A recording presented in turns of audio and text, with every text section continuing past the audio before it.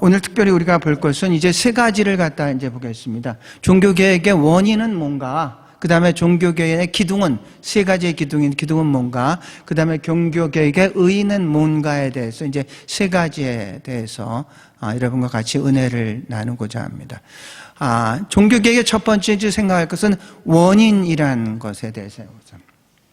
종교개혁은 1517년 10월 31일 날, 왜 10월 31일이라면 저희가 마틴 루터가 95개항 반박문을 이렇게 걸었었던 날이 10월 31일이고 저희가 비텐베르그 성당입니다. 성당문 앞에 딱 걸었습니다. 이유는 뭐냐면 11월 1일이 이 가톨릭에서는 성인의 날이기 때문에 모든 사람들이 교회에 와서 미사를 드립니다. 그러면 미사를 드릴 때 이제 걸었던 이 95개의 항조를 볼 것이고, 여기에서 마틴 루터는 이게 신부였고 온건주의자였습니다. 보수적인 사람이었습니다. 가톨릭을 뒤집어 가지고 새로운 개신교를 만든다, 이런 의도는 전혀 없었고, 95개의 항조의 대부분의 내용은 뭐냐면은 면죄부에 관한 겁니다. 우리는 개신교에서 사실 면죄부라고 하는데 정확한 용어는 면죄부가 아닙니다. indulgence 해가지고 그 의미는 이렇게 증서를 사가지고 죄가 용서를 받는다는 얘기가 아니라 죄로 인한 결과, 그러니까 죄로 인해서 벌을 받는데 그 벌을 용서받는다는 얘기입니다. 그래서 정확한 용어는 뭐냐면 면벌부입니다. 면죄부가 아니라 면벌부입니다. 지금 계속해서 용어를 이걸 갖다가, 이게 카톨릭에서는 분명히 그걸 갖다가 얘기를 했고, 개신교 측에서도 이제 면죄가 아니라 면벌부로 이렇게 이제 용어 정리를 해가고 있는 그런 추세입니다. 그런데 이것도 말이 안 되죠. 그러니까 돈으로서 내가 받아야 될, 내가 사랑하는 사람들이 받아야 될 그 벌을 갖다가 용서해 준다는 그런 의미를 가지고 있다는 얘기입니다. 더군다나 이 가톨릭 우리 개신교에서는 이게 이 어떤 지옥과 천국 이렇게 딱 분리가 되는데, 가톨릭에서는 연옥이라는 제도가 있습니다. 그래서 바로 죽더라도 아주 악한 사람이나 아주 선한 사람은 지옥으로 바꿔가도 천국으로 바로 가지만, 대부분 사는 곳은 그렇게 살지는 않거든요. 대충 어떻게 살다 보니까 그들이 가는 곳은 대부분이 연옥 정도가 됩니다. 연옥 정도가 돼서 연옥에 가가지고 천국에 가려고 하니까 이 벌을 앞으로 치러야 될 그 대가가 많다 보니까 거기에서 오랜 어떤 그 벌에 대한 처벌을 받고 나서 이제 천국에 가는데, 그런데 이 땅에 살고 있는 사람이, 자기가 사랑하는 사람이 연옥에 갔는데 그 사람을 위해서 이 면벌부를 사면은 그 사람이 바로 천국에 갈 수 있다는 그런 어떤 제도입니다. 종교개혁에서는 이 직접적인 원인과 이 간접적인 원인이 있습니다. 우리가 인연이라는 단어를 쓰지 않습니까? 인이라는 것은 뭐냐면 직접적인 원인이고, 연이라는 것은 간접적인 원인을 얘기를 하는 겁니다. 어떤 사건이 있기 위해서는 그냥 있는 것이 아니라 어떤 그 직접적인 원인과 간접적인 원인이 만나가지고 하나의 사건을 만들어낸다는 얘기죠. 종교개혁이라는 거 그렇죠. 직접적인 원인은 바로 이제 베드로 성당을 지키기 위해서 돈이 필요했고, 그 돈을 갖다가 이제 걷어들이는 방법을 면벌부를 갖다가 팔기 시작해가지고, 마틴 루터는 수도자였고, 마틴 루터는 신부였고, 교수였고, 이 성서학자였습니다. 그런데 아무리 자기가 성서를 연구해도 이런 것들은 잘못됐다는 것이 알고, 그리고 나서 이거 잘못되지 않았느냐, 그래서 이제 시작이 된 겁니다. 간접적인 원인에서는 사회 시대가, 이제 당시의 시대가 중세입니다. 중세는 우리가 봉건제도라고 얘기를 합니다. 봉건제도라는 것은 왕이 있고 영주가 있고 농노가 있습니다.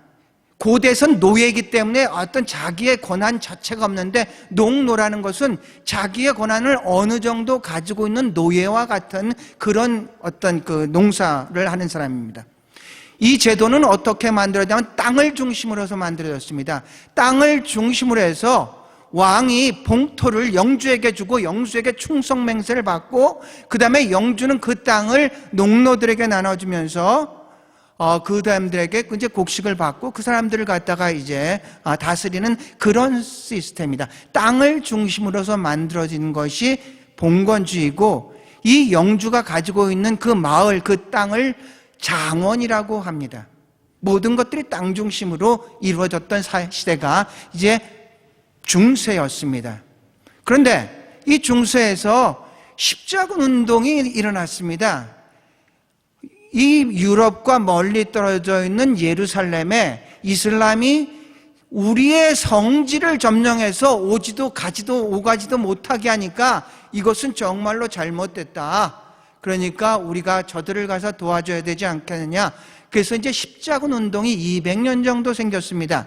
십자군 운동이 생기다 보니까 당시의 사람들은 그러니까 그 장원에서, 그들의 마을에서, 거기서 태어나서 거기서 살다가 거기서 생을 마치는 그런 삶이었는데, 이제 이동이 일어난 거죠. 그것도 아주 먼, 아주 기독교랑은 관계없는 이슬람권까지 가가지고 어떤 사람들을 만나고 많은 경험을 하고 이렇게 돌아오게 되죠. 이게 중세의 봉건제도를 흔들기 시작해, 사회제도를 갖다가 흔들기 시작한 겁니다. 두 번째 원인이 있다면은 당시에 르네상스라는 게 그때 이제 일어납니다. 종교개혁이라는 것은 back to the Bible이라고 하면, 르네상스는 back to the Greece and Rome입니다.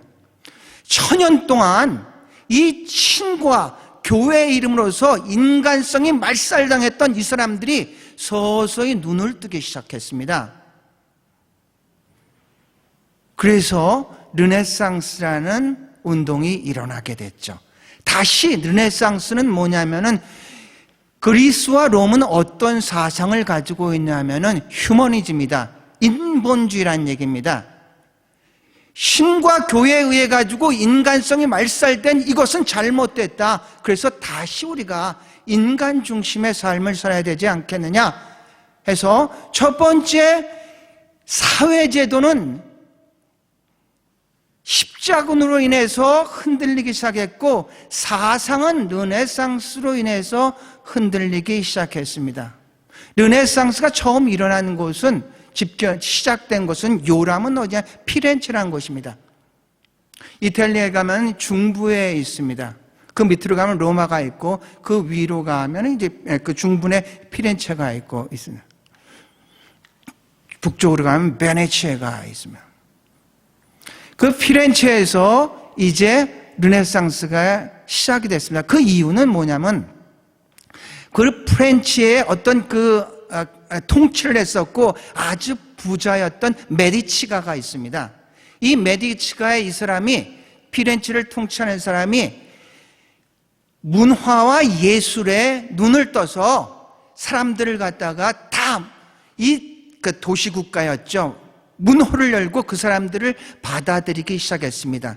그래서 유럽의 많은 학자들과 많은 예술을 하는 사람들과 문학하는 사람들이 다 그걸로 집결하기 시작했습니다.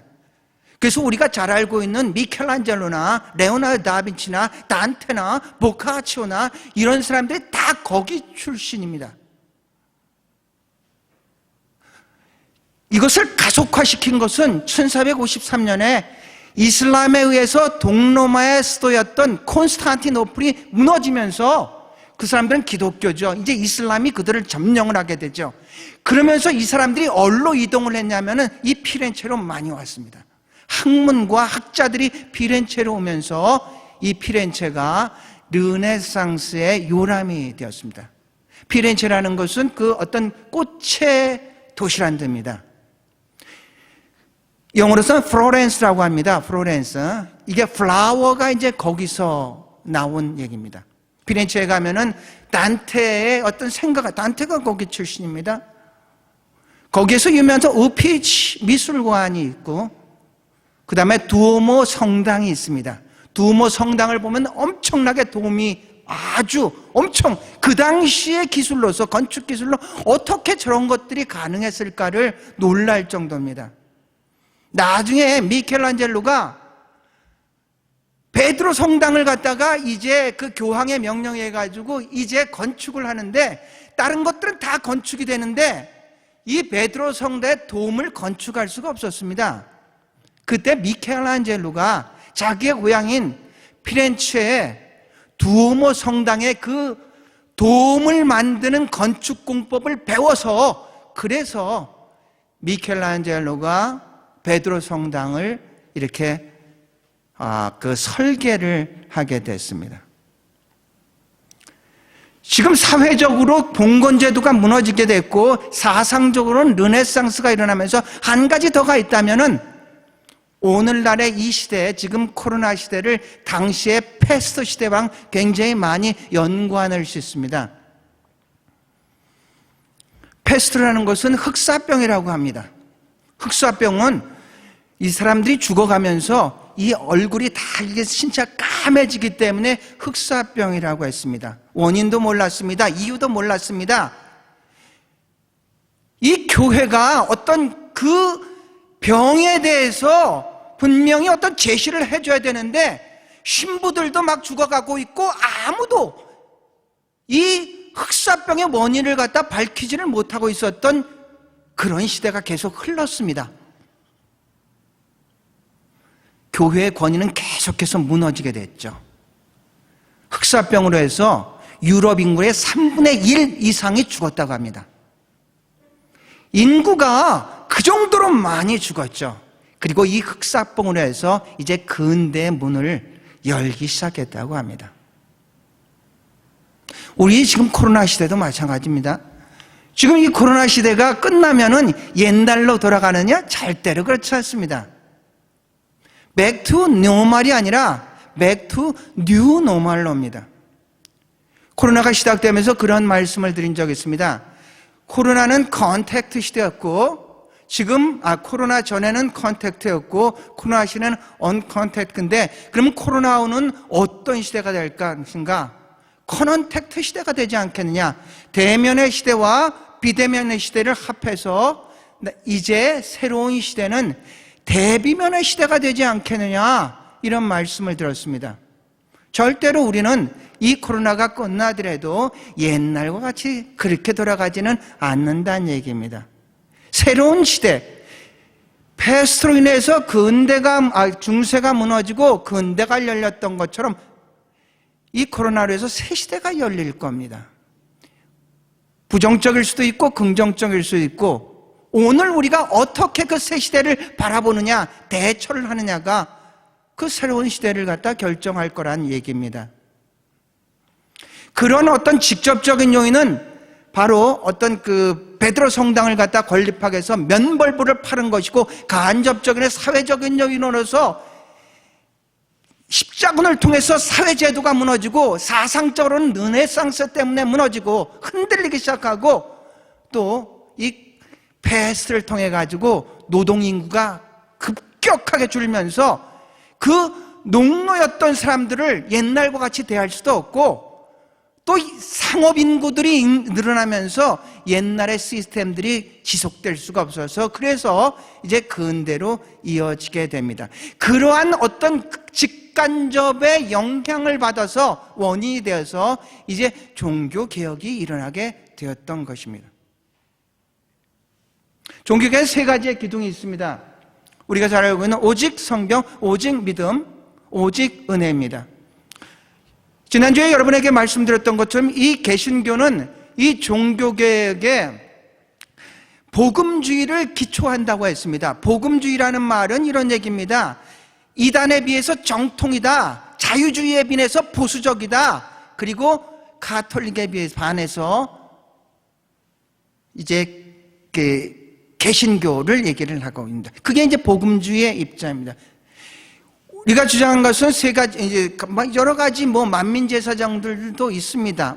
오직 예수란 말인데, 일단 이 세 가지를 갖다 기둥을 가지고 있습니다. 오직 성경입니다.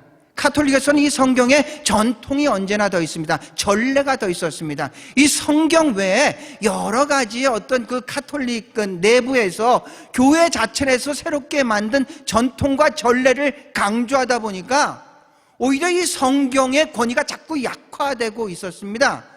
그래서 이거는 아니다. 그래서 오직 성경이었습니다. 두 번째로 믿음입니다. 믿음에서의 행위입니다. 하박국서 2장 4절을 보면은 하박국이 의인은 믿음으로 말미암아 산다고 했습니다. 바로 그 말씀이 이제 신학에 와서 바울이 로마서 1장 17절에 복음에는 하나님의 의가 나타나서 믿음으로 믿음에 이르게 하나니 기록된 바 오직 의인은 믿음으로 말미암아 산다고 했습니다. 마틴 루터가 이 말씀을 의지해서 개혁의 횃불을 든 겁니다. 사람들은 행위를 통해 가지고 자기가 누군지를 증명하려고 하는데 그건 아니다. 분명히 성서가 얘기하는 것은 믿음이다. 믿음으로 구원을 받는 것이지 행위라는 것은 믿음의 가진 자의 결과적이지 행위가 원인이 돼서 우리가 구원을 받는 것은 아니다. 이런 얘기입니다. 세 번째로 생각하는 것은 은혜입니다.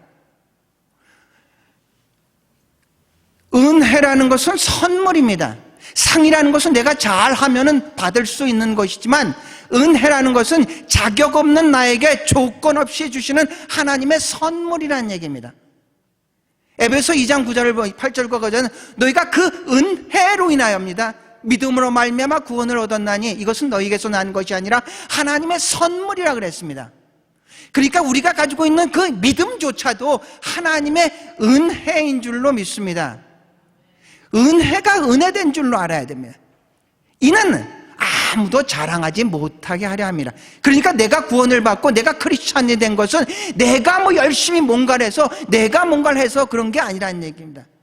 여기에 반대되는 게 공로입니다. 그러니까 공로를 이렇게 뭔가를 쌓아야지, 뭔가를 해야지 내가 어떤 성취를 된, 어떤 인정을 받는다는 그런 얘기인데 그런 게 아니라 우리는 살아온 것도 우리가 은혜고 살아가는 것도 은혜고 마지막 하나님의 나라에 가는 것도 오직 은혜로만 가는 줄로 믿습니다. 이게 은혜란 얘기입니다. 이게. 그래서 원인과 이제 여기에서의 어떤 세 가지의 기둥인데 오늘 저 여러분에게 말씀드리고자 하는 것은 바로 이제 오직 이제 그 종교개혁의 의인데 종교개혁은 한마디로 얘기를 하면 이렇습니다. 종교개혁이라는 것은 성서로, 신학적으로는 성서로 돌아가는 것이고 실천적으로는 성서에 있는 초대교회로 돌아가는 것이고 그리고 사제의 이게 소유물이었던 전유물이었던 이 성서를 일반 평신도에게 나누어 주는 겁니다. 신학적으로는 그것은 성서로 돌아가는 것이고 실천적으로서는 이 성서의 초대교회로 돌아가는 겁니다. 초대교회로 가는 것이고 그리고 이 성서를 사제의 전유물이었습니다. 다 라틴말로 집례를 하고 라틴어뿐이 없었기 때문에 일반 사람들은 알지를 못합니다. 이 성서에 무슨 말이 써 있는지. 그들이 오직 이 성서를 이해하는 것은 신부가 해석하고 설교하고 이것을 통해 가지고 이렇게 믿는 거구나, 이렇게 살아가야 되는구나, 그렇게 신앙생활을 했다는 얘기입니다. 그런데 그것은 아니다. 성서는 하나님의 말씀을 우리 모두가 평신도들도 다 하나님의 말씀을 우리가 읽고 또 지켜야 된다 해서 성서를 교인들에게 돌려주는 겁니다. 성서는 뭔가에 대해서 오늘 여러분에게 말씀드리고자 세 가지를 갖다 여러분한테 말씀드리면은 성서로 돌아가는 거야. 성서. 그게 뭔가 성서가를 갖다가 영어를 통해서 좀 읽었으면 좋겠습니다. 바이블이라고 합니다. 일단 성서는 바이블이라는 것은 뭐냐면은 이 어원 자체는 비블로스라는 데서 왔습니다. 비블로스라는 것은 무슨 뜻이냐면 책이란 뜻입니다. 이 비블로스란 단어는 두 가지 근원을 가지고 있어요. 하나는 종이가 생기기 전에 이 성서를 기록한 것이 파피루스입니다. 파피루스의 네피를 비블로스라고 하고, 이 파피루스가 많이 무역이 통용된 곳이 지역 이름도 비블로스입니다.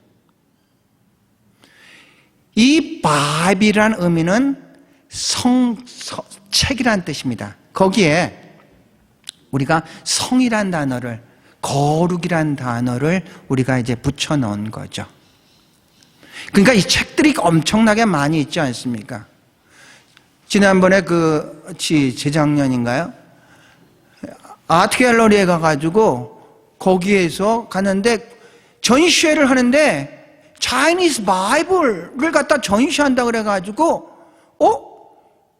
야, 이 중국에서 바이블을 이렇게 전시를 하네. 가봤더니 이 빨간 책자, 쪽보금 같은 책자들이 엄청나게 많이 거기에 나열된 거 보고, 와, 이 대단히 이거 중국에도 이렇게 성경이 많나 보다. 그래가지고 암만 그래도 좀 이상해서 나올 때 거기를 갖다가 지키고 있고 거기를 안내하는 사람한테 물어봐요. 이게 무슨 책입니까? 그랬더니 그분이 얘기하는 건 모태동 어록이라고 합니다. 모태동이 거기에 집권을 할 때 어록을 계속 이제 이렇게 한 걸 갖다가 다 기록한 거. 그런데 이름은 바이블이라고 했어요. 책이란 얘기죠. 바이블이라는 의미 책이란 얘기입니다. 성경은 성자가 들어가면 거룩이라는 뜻입니다. 거룩이라는 뜻은 이 땅의 것이 아니라 하늘의 것이라는 점. 하나님의 속성 자체가 거룩입니다. 그래서 모든 것들이 어떤 성을 들어가면은 그건 참 거룩하다, 이런 의미를 가지고 있는 것입니다. 여기에서 교회에서 성물하면 거룩한 물건, 성전하면 거룩한 곳이라는 뜻입니다. 여러분은 성도이라고 합니다. 왜냐하면 거룩한 사람들입니다. 여러분들은 땅에 살고 있지만 땅에 속한 존재들은 아닙니다. 하늘의 시민권을 가지고 이 땅에 사는 사람들이란 얘기죠. 교회란 말도 원래 에클레시아란 말입니다. 에클레시아란 말은 무슨 데면 그 세상에서 특별히 부르심을 받은 그런 공동체라는 얘기입니다. 세상에서 특별히 부르심을 받은 공동체. 그러니까 교회도 이 세상에 있지만 세상에 속한 공동체가 아니란 그런 의미를 가지고 있습니다. 그래서 성서, 바이블이라 할 때는 성서란 말이 사실은 이제 좀 더 하나님의 말씀이다, 이렇게 됩니다. 또 하나 우리가 생각할 것은 뭐냐면은 캐논이라는 말이 있습니다. 캐논이라는 것은 잣대란 뜻입니다. 이 의미는 어디서 나왔냐면 이 어떤 나무 중에 CAN, 캐네라는 그런 나무가 있습니다. 이 나무는 어떻게 생겼냐면은 대나무와 같습니다. 대나무와 같이 쫙 돼 있는데 대나무와 같이 마디마디가 정확하게 측정이 되어 있습니다. 그래서 이것은 뭐냐면은 잣대다, 표준이다, 기준이다, 이런 의미를 가지고 있습니다. 캐논이라는 게. 그래서 우리는 성경이라고 하죠. 경자가 뭐냐면은 우리가 경도, 위도할 때도 이제 경자를 쓰죠. 경자는 뭐냐면 기준이라는 뜻입니다. 표준이라는 뜻입니다. 경이 그런 의미를 가지고 있습니다. 그래서 우리뿐만 아니라 이 유교에도 여러 가지 경전이 있죠. 불교에도 경자를 쓰죠. 그것이 삶의 표준이다, 도덕의 표준이다, 이런 의미에서 경자를 씁니다. 경이 기준이란 뜻입니다. 경이. 그래서 캐논이란 이렇게 말이 이제 여기에서 나옵니다. 세 번째로는 테스트먼트라는 말을 씁니다. 이것은 언약이라는 뜻입니다. 언약, 약속이라는 뜻이죠.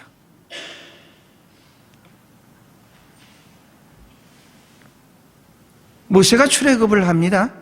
출애굽을 해서 이제 출애굽기 1장부터 18장까지는 이제 과정을 그렸고 19장에 모세가 시내산에 딱 도착을 해서 하나님과 언약을 딱 맺습니다. 하나님이 너희들이 내 이 말을 지키면은 내가 너희들에게 땅을 주고 너희들을 풍족하게 해줄 거야 하면서 언약을 맺는다 그럽니다.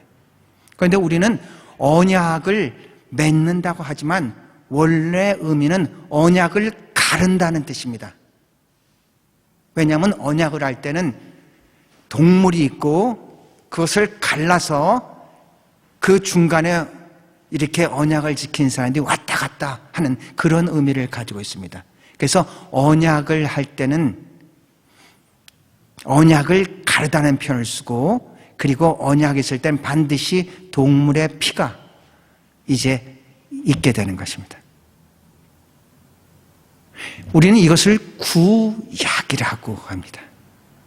구약은 모세가 시내산에서 하나님과 맺은 언약, 어디에? 돌판에. 무엇을 가지고? 동물의 피를 통해서. 이게 바로 구약이란. 오늘 우리의 본문은 그렇습니다. 오늘 우리가 읽었었던 본문은 이제 예레미야를 통해 가지고 이제 구약은 가고 이제 신약, 새 언약을 너희랑 같이 맺겠다. 구언약은 돌판에 맺었습니다. 그런데 새 언약은 우리의 마음판에 맺습니다. 히브리서의 내용은 사실은 그 이야기입니다. 자, 구약은 모세를 등장해 됩니다. 그런데 히브리서에 모세보다도 더 위대한 분이 예수다. 이것을 갖다가 얘기를 하는 것이 이제 히브리서입니다. 자, 구약은 모세를 중재자로 인해 가지고 동물의 피를 통해서 하나님과 이스라엘 백성들이 맺은 언약인데, 신약은 예수 그리스도를 통해서 예수 그리스도의 피로서 예수 그리스도가 제사장이 돼서 한 번에 이루어진 언약인 줄로 믿습니다. 제사를 할 때는 반드시 세 가지가 있어야 됩니다. 제단이 있어야 되고, 제물이 있어야 되고, 제사장이 있어야 됩니다. 예수 그리스도는 십자가라는 제단 위에 자신 스스로가 제물이 되셔서, 그리고 자신이 제사장이 되어서 하나님과 인간 사이의 중재자가 돼서 한 번에 그 모든 것들을 이루신 줄로 믿습니다.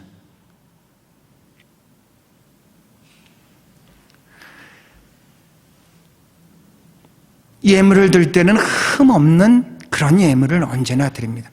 가난한 사람과 부자 사람들은 양의 차이가 아닙니다.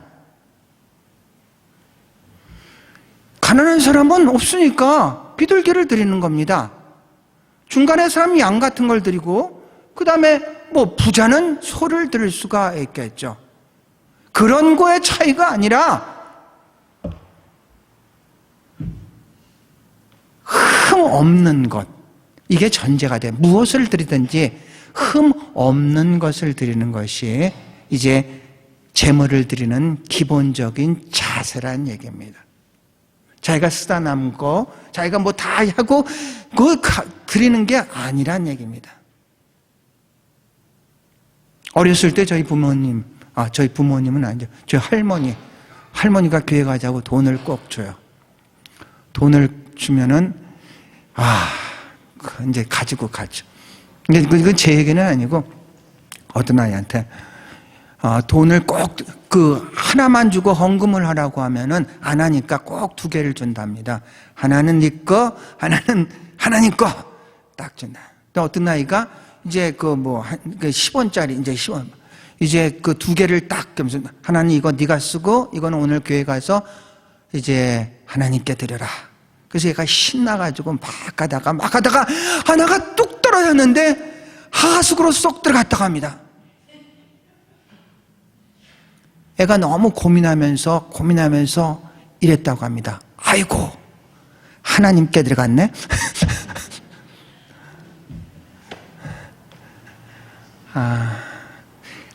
아무리 정결하더라도 그 완벽한 게 없지 않습니까? 그런데 오직 예수 그리스도, 흠없는 예수 그리스도가 하나님의 어린 양이 돼서 우리를 대신해서 십자가에서 돌아가신 줄로 믿습니다. 죄와 사망의 권세를 깨뜨리고 무덤에서 일어나셔서 누구든지 그리스도 안에 있는 자들은 그 부활의 소망을 가지고 오늘을 살아가는 줄로 믿습니다. 성경은 하나님의 말씀이고 성경은 모든 것들을 재는 그런 표준입니다. 아모스 7장에 이런 단어가 나옵니다. 다림줄이라고 여러분 들어보셨습니까? 다림줄. 아모스 7장 7절과 8절에 보면 다림줄이라는 표현이 있습니다. 다림줄이 뭐냐면요, 건축하는 사람들이 이게 그 벽을 쌓을 때 수직으로 정확하게 쌓기 위해서 다림줄을 내립니다. 하나님께서 아모스에게 다림줄을 딱 보여주면서 이 백성이 지금 도덕적으로 영적으로 어떤가를 지어봐라, 이런 말을 씁니다. 당시에 아모스가 활동할 때는 북이스라엘에서 활동한 선지자인데 굉장히 타락했었습니다. 재어보니까 이 백성들이 너무 자기 멋대로 가는 것을 봅니다. 오늘날의 우리의 다림줄은 바로 성경이라는 얘기입니다. 누가 여러분을 비난해서 여러분이 나쁜 사람이 아닙니다. 누가 칭찬을 한다고 여러분이 좋은 사람이 아니라 성경이 뭐라고 얘기하는지를, 거기가 우리의 삶의 다림줄이 되어야 될 줄로 믿습니다.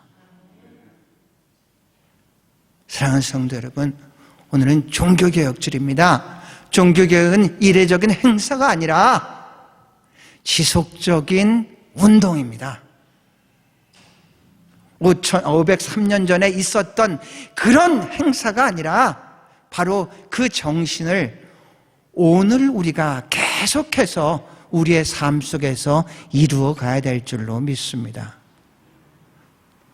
또 한 번의 종교개혁주일이 아니라 오늘 2020년 종교개혁주일을 통해서 다시 한번 우리 자신을 돌아볼 수 있게 하시고, 또 이 성서가 바로 거룩한 책이면서 또 우리의 삶의 다림줄이고 이 성경만이 구원의 약속이라는 것을 깨닫고 이 성경대로 살고자 다시 한번 결단할 수 있는 귀한 시간 될 수 있기를 축원합니다. 기도하시겠습니다.